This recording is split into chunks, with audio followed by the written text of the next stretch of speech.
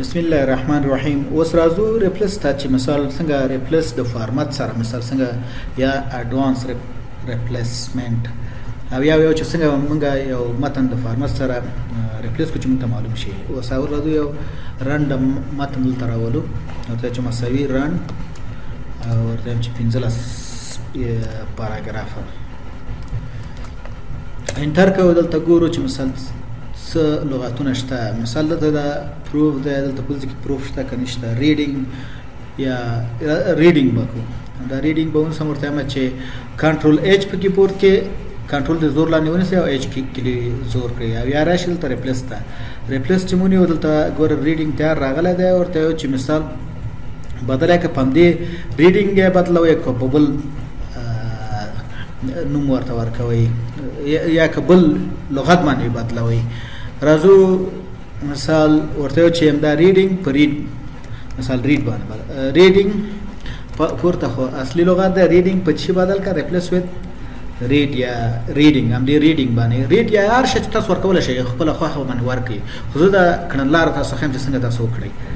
اوس راځو مور ته چرالو ورته یو چې فارمټ ترالو ورته فانټ او مثال دا فارمټونه تاسو استعمالول شئ. نور تاسو باید خپل کار کوئ. یو مثال ته زه درکم، نور مثالونه تاسو باید خپل کار وکړئ. داسې نه وي چې مثال تاسو کوم مثال تاسو درکړل شي او هماغه به وي او نور به نه وي. نه، یو مثال چې تاسو درکړل شي تاسو کولی شئ نور شی هم پکې کار وکړئ.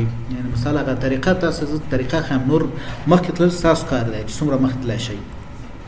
فانټ ته چې رالو دلته ورته نیسو چې مثال کلر مثال لیکم نیسمه چې ګرین او دلته ورته چې انډرلاین دوه خط انډرلاین یې کا او دا انډرلاین کلر ریډ کا لکه په دې شکل بدل کا.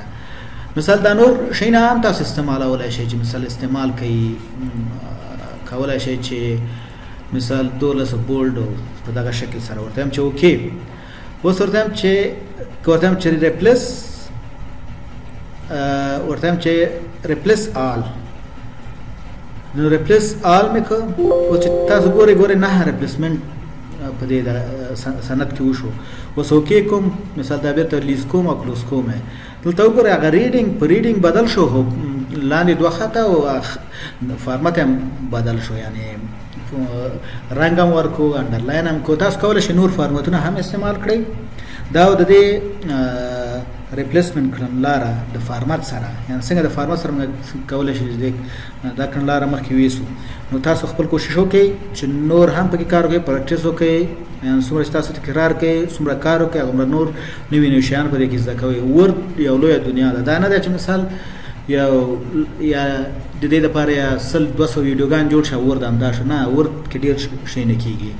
که چېرته مو دا ویډیو خوښوي زموږ چینل سبسکرایب کړئ، ویډیو لایک کړئ او د بیل آیکن کلیک کړئ چې تاسو د نوي ویډیوګان څخه باخبره اوسئ.